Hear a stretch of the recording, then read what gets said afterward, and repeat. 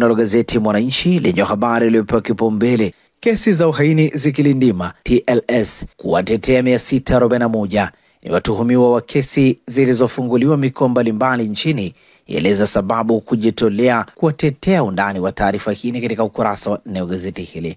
Habari picha ikionyesha washtakiwa wakiwa nje ya mahakama ya wilaya ya Nyamagana mkoani Mwanza walipofikishwa kwa ajili ya kusomewa mashtaka kutokana na matukio yaliyotokea baada ya uchaguzi mkuu kati ya Oktoba 29 hadi 31 mwaka huu. Mwananchi limeandika Zungu kuanza na mambo matano, agusia yote yanayokwenda kuyatekeleza katika uongozi wake. Wabunge wananchi waeleza matarajio yao kwenye bunge la 13. Ndani wa taarifa hii katika ukurasa wa 2 wa gazeti hili.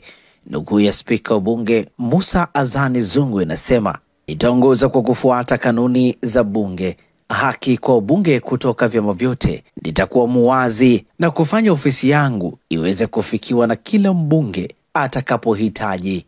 Undani wa taarifa hii katika ukurasa wa 2. Sababu bei ya tumbaku kupaa sokoni, habari katika ukurasa wa 5. Lakini pia gazeti hili limeandika Chadema kuja na msimamo yaliyotokea Oktoba 29, habari katika ukurasa wa 3 wa gazeti hili. Na hivi ndivyo ambavyo limeandika gazeti Mwananchi katika ukurasa wake wa mbele.